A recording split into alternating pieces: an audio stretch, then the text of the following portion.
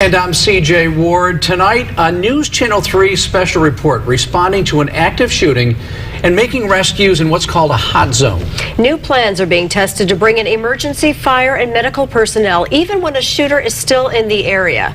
News Channel 3 senior reporter John Palmentary saw this unfold during the Isla Vista murder rampage. Back in Isla Vista tonight with this investigation.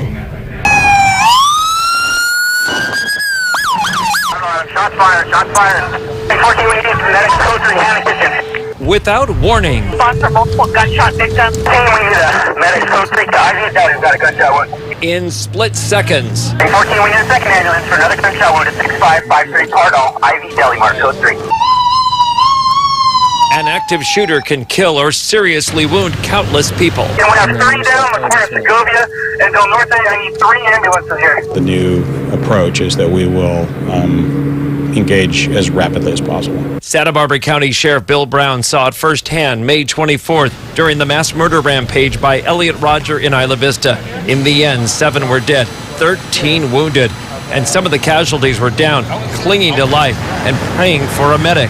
But under current protocol, fire, AMR, and other rescue workers are sometimes held back. The stage in El Colegio, do not enter Isla Vista. Law enforcement agencies often train together with a united plan. They align personnel, equipment, and game plans to stop the shooters first. Then they also try to help the wounded quicker than ever, even if there's still a risk. Where we have someone that's an active shooter, if we have people that are down, we'll try to contain at least a portion of that scene and bring in our paramedics and our firefighters so that we can provide medical attention to those who are injured. 2 victims accounted for.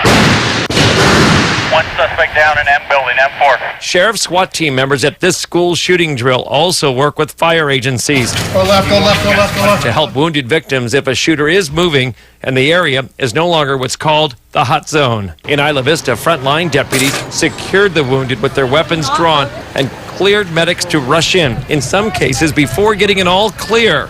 It was a brave call and likely saved lives. We need to get these ambulances in here to start training these patients. Local SWAT teams have reviewed that incident so they can all learn from it and create better plans in the future. You know, those deputies made that decision knowing, kind of having that spatial awareness to know bad guy's down at the bottom of the loop. He's on DP. We're 3-4 blocks away.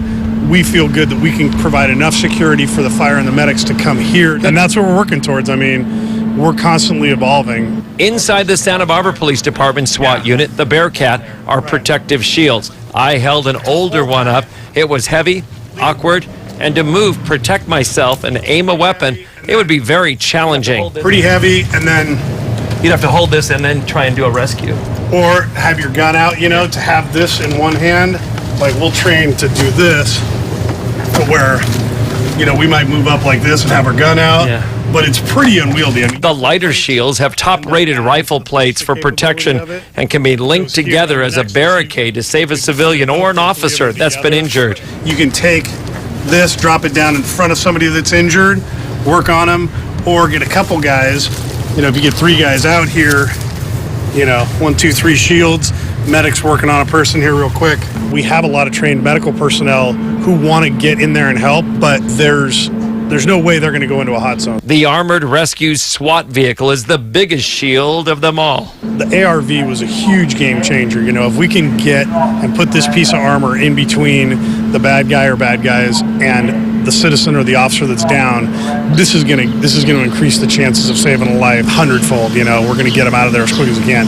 Even with improved rescue plans and safety gear, communication systems between sheriff, police, CHP, medics, and air support need some type of unified frequencies. Some, but not all, can hear what the other agencies are doing, but more universal technology is being developed. They're not compatible, so we can't have the same radio and just do a switch. Combined, Suspect running with a gun. the real-life experience Gunfire. We have gunfire. Get down. and hours of training between agencies will save lives Here we got another gunshot. when or if our community is ever attacked again. Victim at 7-11. Shots fired. Shots fired.